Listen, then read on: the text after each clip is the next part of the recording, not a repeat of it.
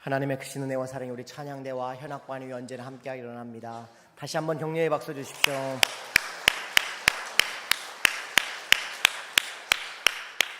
하나님께 영광의 박수 올려드립니다. 할렐루야.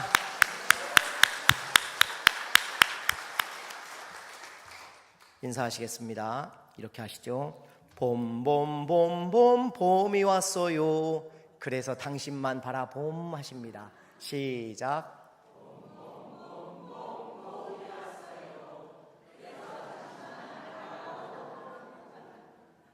가슴에 손을 얹고 함께 고백하시죠. 하나님은 우리의 예배를 기뻐하심을 믿습니다.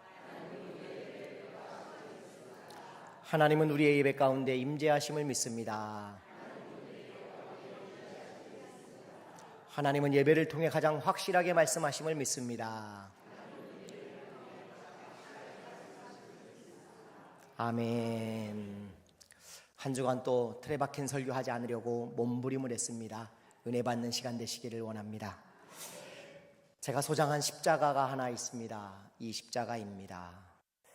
이 십자가 제목이 요한복음 20장 29절입니다. 이 제목을 처음 접하는 순간 저는 이 작가가 천재라는 느낌이 들었습니다. 저는 이 작품의 제목에 정말로 소름이 돋았습니다. 예수께서 이르시되 너는 나를 본고로 믿느냐? 보지 못하고 믿는 자들이 복되도다라는 요한복음 20장 29절 이렇게 써있는 작품입니다. 작품을 갤러리에서 처음 만났을 때 이게 뭐지 하며 그냥 지나쳤습니다. 그리고 한 작품씩 다시 촘촘하게 다시 한번 꼼꼼히 지켜보다가 이 작품 앞에서 소름이 돋았습니다. 급하게 갤러리 관장님께 작품을 소장하고 싶다는 의사를 밝혔습니다. 처음에 보이지 않던 그림자가 나중에 보였던 것입니다. 이 십자가는 그림자로 예수님의 형상을 보는 그런 십자가였습니다. 저 말고도 이 작품을 신청한 분들이 몇 분 있었다고 합니다. 관장님이 작가와 상의하셔서 결국 저한테 가는 게 많은 사람들이 십자가를 볼 수 있는 계기가 될 것 같다고 해서 거금을 주고 제가 소장하게 되었습니다. 다행히 그 당시 저희 교회를 방문하신 어느 목사님이 십자가 하나를 보고 목사님 저 십자가 저에게 꼭 파십시오. 웬만해서 잘 팔지 않는데 그분이 하도 사정을 합니다. 너무 가슴이 뜨거워진다는 겁니다. 그래서 그 십자가를 팔고 부족한 비용 합쳐서 저 십자가 하나를 제가 소장하게 된 것입니다. 조명이 없을 때에는 잘 볼 수 없습니다. 그러나 조명이 있을 때에는 저렇게 그림자와 함께 볼 수 있는 십자가입니다. 작가는 도마의 의심을 고스란히 작품을 보는 독자들에게 돌리는 느낌이었습니다. 당신들이 도마를 무슨 자격으로 욕할 수 있어? 그러면서 제목이 요한복음 20장 29절이라는 생각이 들었습니다. 도마라는 시 한 편을 제가 읽어보려고 합니다. 양파, 대파, 미나리, 그리고 두부 한 모. 도마 위에 올려지면 궁짝, 궁짝, 궁짜작, 궁짝, 네 박자 속에 현란한 칼소리, 소나기처럼 지나가면 구수한 된장 뚝배기 냄새에 숟가락 정신없이 전쟁터, 그리고 그 뒤편에 마치 다음 전쟁이라도 준비하려는 듯 서슬퍼런 식칼들, 그리고 여전히 기세등등하다. 그러나 시뻘건 김치 얼룩과 온갖 상처는 오직 도마뿐이네. 제가 지은 도마라는 시입니다.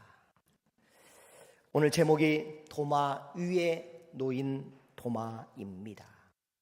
우리는 도마를 주방 위에 도마 위에 올리고 여전히 난도질을 합니다. 딱 한 번 의심했는데 의심 많은 도마로 평가절하하며 믿음 없는 사람들을 도마처럼 취급하는 경향이 우리에게 많다는 것입니다. 그 이유는 딱 하나입니다. 찬양 때문인 것 같습니다. 의심 많은 도마처럼 물었네. 내가 주를 처음 만난 날. 오늘 노래가 잘 되는 날입니다. 가사를 바꿔야 됩니다. 어떻게요? 의심했던 도마처럼이라고 바꿔야 합니다. 프랑스 철학자 데카르트는 의심을 학문의 근본이라고 주장했습니다. 요세비우스의 교회사에, 이스라엘 역사가 요세비우스의 교회사에 보면요, 5권 10장에 도마는 인도에 가서 복음을 전한 사람으로 등장하고 있습니다. 그리고 그곳에서 순교를 당했다고 합니다. 도마 위에 올려서 우리가 난도질할 수 있는 그런 분이 아닙니다. 그는 주님의 명령대로 땅끝까지 가서 복음을 전하려 애썼던 사도입니다. 어쩌면 땅끝까지 가라는 명령의 순종이라도 하듯 가장 멀리 움직였던 사람이 바로 도마였습니다. 최근에 우리나라에도 도마에 관한 연구가 무척 활발합니다. 경상북도 영주에 가보면 마의 보살이 있습니다. 이 마의 보살을 목사님들이 무척 좋아합니다. 그리고 여기에 가면 목사님들이 기도를 하십니다. 왜 이 보살 앞에서 목사님들이 기도할까요? 재미있게도 도마가 인도에서 우리나라까지 왔다는 근거가 바로 이 불상에 있다고 합니다. 이 그림이 불상입니다. 저 불상이 목이 없습니다. 얼굴이 없습니다. 그리고 그 옆에는 히브리어로 도마라는 글자가 약자로 기록이 되어져 있고요. 팔에는 샌들이 신겨져 있고 그가 입고 있는 옷은 당시 동방교회의 의상으로 의심이 되어진다고 합니다. 자꾸 이분이 도마라고 말하니까, 저 히브리어로 써있는 글자 때문에 도마라고 기독교에서 말을 하니까 불교에서 갑자기 영주 마애보살이다 하는 간판을 그 앞에 달아 놓았다고 합니다. 그런데 불교에서도 이렇게 마애보살이라고 주장하는 것이 무척 불편하다고 합니다. 한 고을에 2개의 미륵보살은 없다고 합니다. 그런데 다른 곳에 미륵보살이 또 있다고 하는 것이죠. 김수로 왕의, 이 가야의 김수로 왕의 왕비 허황옥이라는 분이 있습니다. 이분이 인도의 아유타국에서 온 공주로 소개되어집니다. 그 과정 속에 도마가 중매했을 가능성이 높다라는 논문뿐만 아니라 여러 연구 결과들이 최근에 학계에서 등장하고 있음을 볼 수 있습니다. 궁금하시면 유튜브에서 찾아보실 수도 있습니다. 믿지는 마십시오. 저도 아직 믿지는 않습니다. 그러나 그럴 수도 있다 정도입니다. 무슨 이야기를 하려고 하는 겁니까? 중요한 것은 도마가 땅끝까지 가려고 부단히 애썼던 사람일 가능성이 높다는 것입니다. 이런 도마를 저도 도마처럼 2가지 질문으로 오늘 문제를 풀어가 보려고 합니다. 첫 번째 질문입니다. 의심이 그렇게 나쁜 것일까요? 라고 물어보고 싶습니다. 본문 26절을 같이 한번 읽어볼까요? 시작.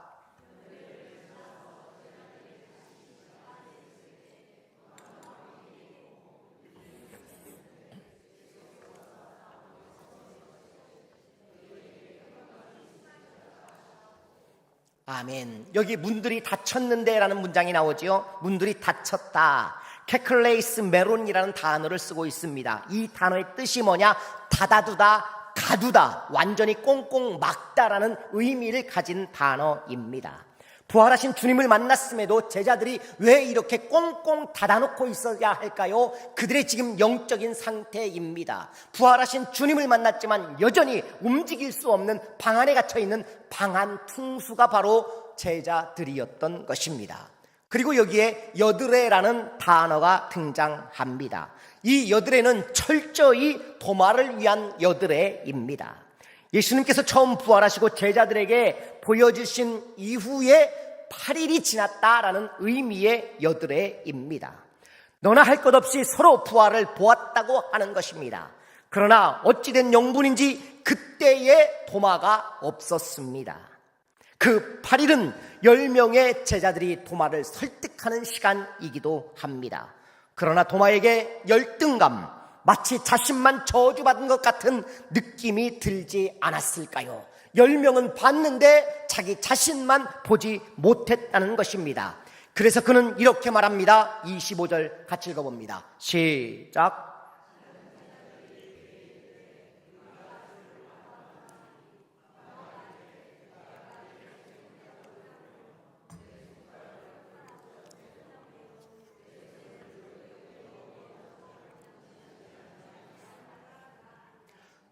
여러분, 이 의심을 우리가 분명히 다시 해석해 봐야 됩니다. 어떻게요? 제자들이 이렇게 말합니다. 우리가 주를 보았다. 도마가는 이 말의 의미는 뭡니까? 나는 주님을 못 믿는다는 게 아니라 나는 너희의 말을 믿을 수 없어. 지금 그런 의도가 배어 있는 것입니다. 도마가 지금 이렇게 말하는 것 같습니다. 흥분하지 마. 너희들 감정에 치우치지 말란 말이야. 근데 제가 흥분한 것 같은데요. 그때 너희들이 본 것은 잠시 헛것을 본 것이야. 나도 누구보다 주님이 진짜 부활했으면 좋겠어. 이렇게 말하는 것 같습니다. 저도 고등학교 3학년 때요, 친구가 그림 하나를 보여줍니다. 그리고 이 그림이 믿음이 있는 사람만 예수님이 보인다고 합니다. 저는 근데 이 그림이 아무리 보려고 애를 써도 그때 안 보이는 겁니다. 여러분, 예수님이 보이십니까? 보이는 분만 한번 들어주시죠. 예, 이분들은 믿음이 있는 분, 지금 안 되신 분들은 믿음이 없는 분일 수도 있습니다. 그때 친구가 그러는 겁니다. 그런데요, 이 사진을 본 예수 안 믿는 친구가 보인다는 거예요. 그러니 제 안에 얼마나 열등감이 생기겠습니까? 굉장히 화가 나더라고요. 별것도 아닌데 그때의 열등감, 어쩌면 지금 도마의 열등감도 그렇게 느껴지는 부분입니다. 요즘에 제가 이렇게 천변을 이렇게 걷다 보니까 재밌는 분들이 계세요. 쑥을 캐십니다. 저분들이 우리 교회를 다녔더라면, 제 말을 믿었더라면 얼마나 좋았을까. 55세 이상 되시면 쑥 캐면 안 된다고 제가 이미 알려드립니다. 저는 이건 법으로 정해야 된다고 생각합니다. 국가가 55세 이상 되시면 나중에 쑥 캐러 갔다가 치료비가 더 나옵니다. 그래도 먹을 수 있는 방법 여러분에게 제가 알려드렸잖아요. 어떻게 한다고요? 어떻게 해요? 1시간을 지켜보시라고요. 쑥 캐는 분 계시면 1시간을 지켜보세요. 그리고 한마디만 하면 됩니다. 뭐라고요? 어저께 농약 줘버렸는데? 한마디만 하시면 되는데, 어떤 분이 그러세요. 1시간을 기다렸더니 가버리더래요.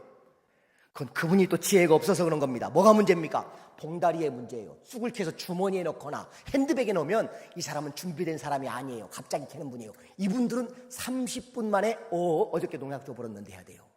그런데 검은 봉다리를 들고 왔다. 이분들은 작정하고 오신 분들입니다. 어떻게 됩니까? 그분들은 1시간을 기다리셔야 돼요. 그래야 우리가 많은 쑥을 얻을 수 있는 겁니다. 어저께 농약 줘버렸는데. 한번 따라 사실까요? 어저께 농약 줘버렸는데. 제 말을 안 믿어요. 이렇게 말해도.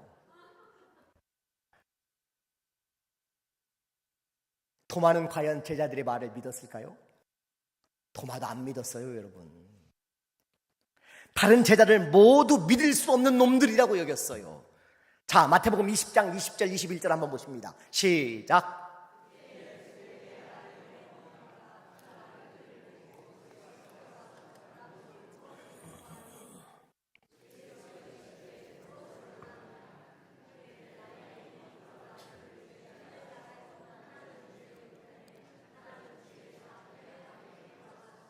아멘.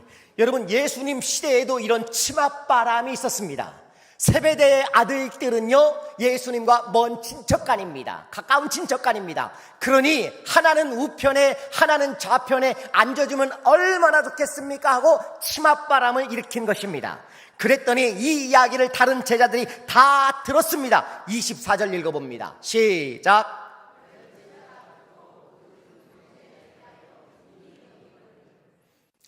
열 제자가 듣고 두 형제에 대해서 분히 여기거늘. 무슨 말입니까? 다 똑같은 사람들이라는 거예요.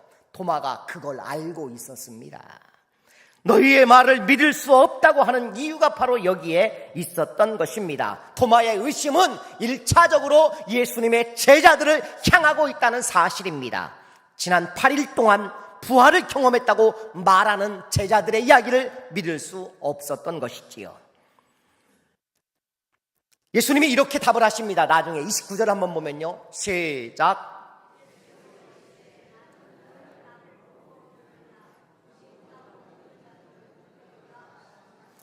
아멘. 여러분, 이 본문이 이렇게도 읽혀져야 됩니다. 도마야, 보지 않아도 친구들의 말을 듣고 너는 믿을 수 없겠니? 라는 표현으로 읽혀져야 됩니다. 이 표현은 요한복음을 읽는 독자들을 향한 요한의 마음이기도 합니다. 무슨 말이냐면, 우리가 이 요한복음을 읽으면서 당신들은 제발 이 말씀을 듣고 믿을 수 없습니까? 라는 의도가 요한에게 담겨 있다라는 것입니다. 그렇다면 8일 전의 상황을 살펴볼 필요가 있겠죠. 8일 전에 어떤 일이 있었나 한번 보실까요?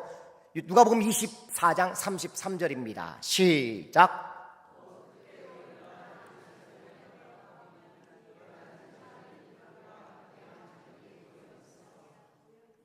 아멘. 자, 보십시오. 이때가 언제냐면요, 예수님의 제자들이 11명이 모여 있었다라는 이 표현이 나와 있는 이때가 엠마오로 가는 두 제자가 길에서 예수님을 만나고 부활하신 예수님을 만나고 다시 예루살렘으로 달려와서 11 제자를 만난 이야기, 그 자리를 지금 말하고 있는 것입니다. 그런데 여기에 몇 명이 있었습니까? 가룟 유다 제외한 11명 모두가 다 있었단 말이에요. 그런데 도마도 함께 있었던 자리였는데 아주 잠깐 사이에 도마가 자리를 비낀 것입니다. 다른 제자들은 어땠을까요? 누가복음 24장 36절부터 39절까지 그들의 믿음의 상태를 살펴봅니다. 같이 봅니다. 시작.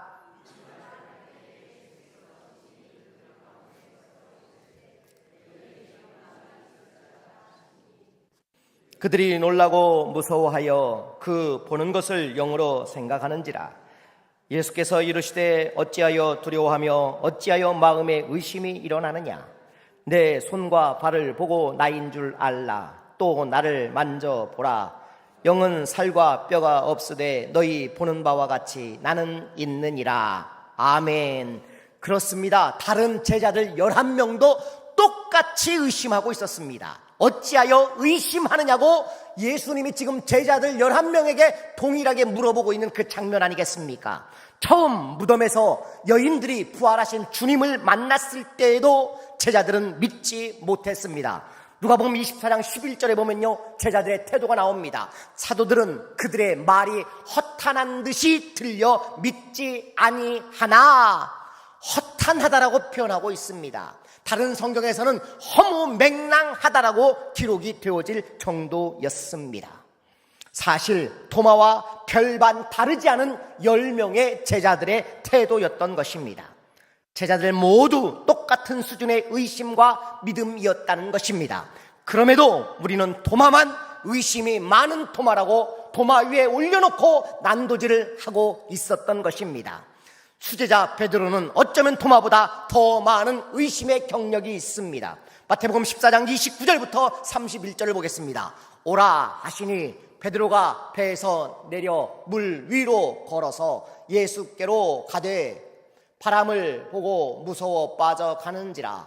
소리질러 이르되 주여 나를 구원하소서 하니 예수께서 즉시 손을 내밀어 그를 붙잡으시며 이르시되 믿음이 작은 자여 왜 의심하였느냐 하시고. 그렇습니다. 베드로가 이렇게 의심하고 있다고 성경은 분명하게 선을 긋고 있는 것입니다. 도마는 어쩌면 꼼꼼하면서 완벽을 추구하는 사람 같습니다. 그는 경험을 중시하고 이성적인 사람입니다. 합리적 의심으로 검증된 합당한 결론을 내린 사람 같습니다. 오늘 우리 사회에 거짓 뉴스를 분별하지 못하는 이유는 건강한 의심을 잃어버렸기 때문은 아닐까요? 좋은 의심은 무척 필요합니다. 질문을 위한 질문이 아니라 진리의 탐구를 위한 의심이 우리의 탁월한 영성을 만들어내는 것 아니겠습니까? 그런 차원에서 저는 도마의 의심은 무척 가치 있는 의심이라고 사료됩니다. 그의 의심이 부활하신 주님의 육체적 부활도 함께 포함된 것을 확인케 하였기 때문입니다. 도마에 대한 오해를 우리가 풀어야 한다는 것입니다. 두 번째 질문입니다. 누구의 쌍둥이인가라는 질문입니다. 여러분, 마태복음, 마가복음, 누가복음에는 도마의 이름이 12제자의 이름을 소개하면서만 등장합니다. 다른 어떤 에피소드도 등장하지 않습니다. 그런데 요한복음에는 도마의 에피소드가 무려 3가지가 언급되고 있습니다. 도마는 히브리식 이름이고 디두모는 헬라식 이름입니다. 디두모는 쌍둥이란 뜻을 가지고 있습니다. 그런데 요한복음만 유독 디두모라는 단어를 쓰고 있는데 부를 때마다 디두모를 쓰고 있습니다. PPT를 한번 보여드리겠습니다. 요한복음 11장, 20장, 24절에 계속해서 도마를 부를 때 디두모, 디두모, 디두모라고 부르고 있다는 사실입니다. 쌍둥이를 이렇게 강조하고 있는 요한의 모습입니다. 이와 비슷한 예수님의 제자가 또 한 사람 있습니다. 바로 나다나엘이라는 사람입니다. 요한복음에만 나다나엘이라고 등장하고 나다나엘의 에피소드가 요한복음에만 또 등장하고 있습니다. 그러나 이 나다나엘이 다른 복음서에는 누구로 나오느냐? 돌로메의 아들이라는 이름으로 나오는데 제자들의 이름과 같이 똑같이 함께 섞여 있는 이름으로만 나오지 어떤 에피소드도 등장하지 않습니다. 의도가 있다는 것이겠지요. 요한은 나다나엘을 부르면서 그의 스토리도 언급합니다. 어떤 의도일까요? 제가 자주 강조하는 말이 있습니다. 본문을 또 한 걸음 우리가 물러서서 읽어야 합니다. 요한복음은 어떤 책일까요? 요한사도가 요한복음을 쓸 때 재미있게도 요한사도는 창세기부터 요한계시록까지 요한복음 한 권으로 설명하고 싶어 했던 것 같습니다. 그래서 요한복음 시작부터 이렇습니다. 요한복음 1장 1절부터 3절까지 보겠습니다. 태초에 말씀이 계시니라. 이 말씀이 하나님과 함께 계셨으니 이 말씀은 곧 하나님이시니라.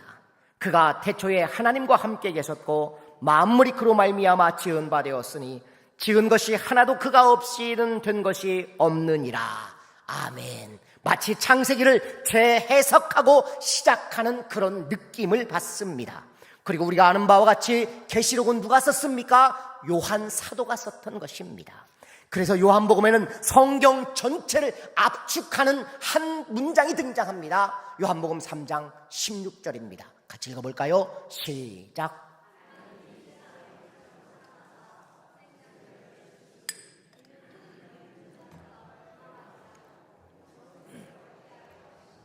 아멘. 이 본문을 크게 둘로 쪼개보면요, 하나님이 세상을 사랑하신다는 겁니다. 그리고 또 하나는 독생자를 믿으면 영생을 주신다는 겁니다. 둘로 쪼개 읽을 수 있는 엄청난 메시지인데 좀 더 구체적으로 보면 놀라지 않을 수 없습니다. 이렇게 구분할 수 있습니다. 구원의 원천인 하나님을 이야기합니다.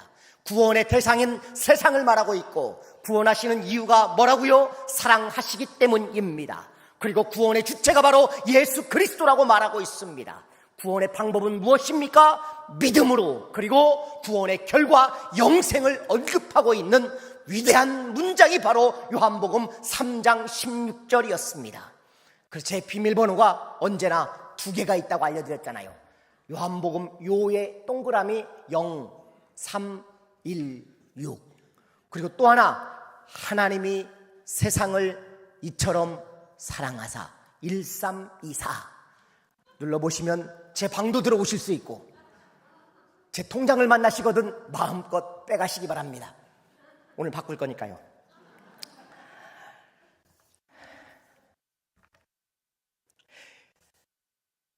요한 사도는 이런 심오한 이야기를 성경 전체를 요한복음 안에 담아내고 싶었던 것 같습니다.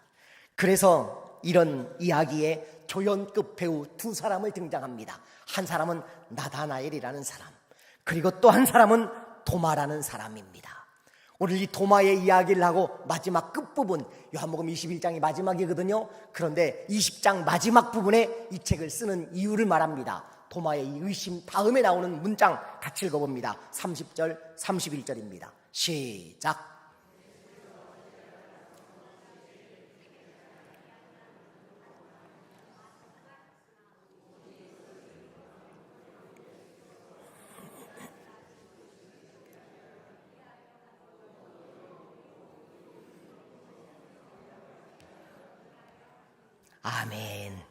예수께서 하나님의 아들 그리스도이심을 믿게 하려고 이 책을 썼다고 지금 분명하게 언급하고 있는 것입니다. 여기에 필요한 조연급 배우 한 사람 등장시켰는데 누구라고요? 도마가 마지막에 등장하고 있는 것입니다. 왜 요한은 도마의 의심 사건 후에 이 말을 하는 것일까요? 요한복음 전체에 흐르는 맥락은 그리스도께서 하나님의 아들이심과 그를 믿음으로 영생을 얻게 하려는 그 깊은 뜻에 한 사람을 쓰셨다라는 말을 하고자 하는 것입니다. 그가 바로 도마입니다. 도마의 이야기는 요한복음 14장에도 등장합니다. 너희는 마음에 근심하지 말라. 하나님을 믿으니 또 나를 믿으라. 내 아버지 집에 거할 것이 많도다. 그렇지 않으면 너희에게 일렀으리라. 내가 너희를 위하여 거처를 예비하러 가노니 가서 너희를 위하여 거처를 예비하면 내가 다시 와서 너희를 내게로 영접하여 나 있는 곳에 너희도 있게 하리라. 내가 어디로 가는지 그 길을 너희가 아느니라. 여러분, 그런데요, 아무도 안 물어봤어요. 도마가 손을 듭니다. 예수님! 그리고 물어봅니다. 15절 보시지요. 도마가 이르되 주여, 주께서 어디로 가시는지 우리가 알지 못하거늘 그 길을 어찌 알겠사옵나이까? 라고 기록합니다. 여러분, 이 질문이 얼마나 위대한 질문입니까? 그의 의심으로 보아도 상관없습니다. 그런데 이 의심이 없었다면 여러분, 학문은 발전하지 못하듯 믿음도 성숙하지 못하는 것입니다. 오히려 의심이 컸던 사람이 나중에 더 큰 일을 하는 경우를 흔히 보게 됩니다. 제자들은 이 질문을 하고 싶지 않았을까요? 그러나 도마는 참지 않고 질문합니다. 그의 수고가 놀라운 복음의 또 하나의 핵심적인 답변을 우리에게 듣게 하십니다. 14장 6절입니다. 시작.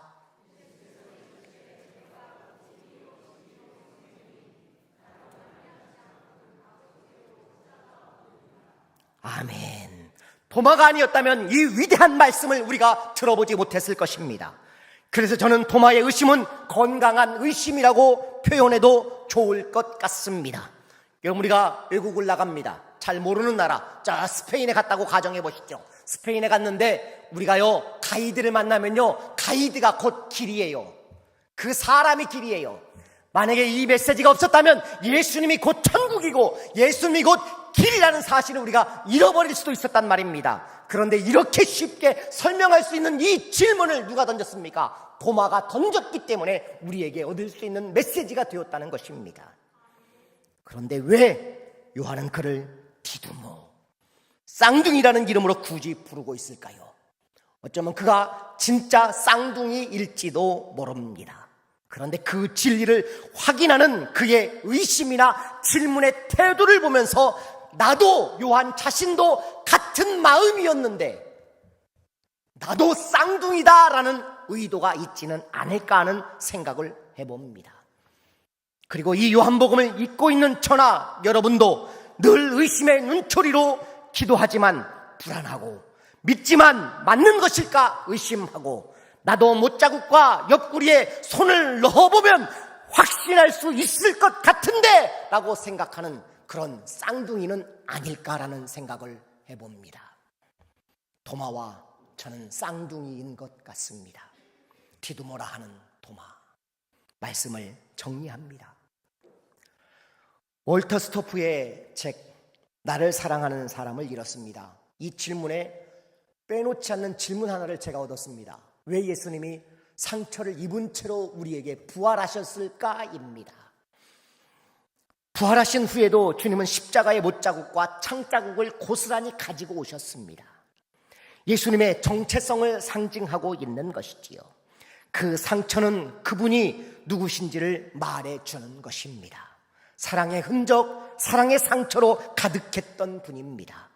주님은 부활하신 후에도 그 상처를 간직하시며 상처 가득한 우리를 보듬어 주시는 분이십니다. 건넘고 아는 체 하는 사람 제일 밉상입니다.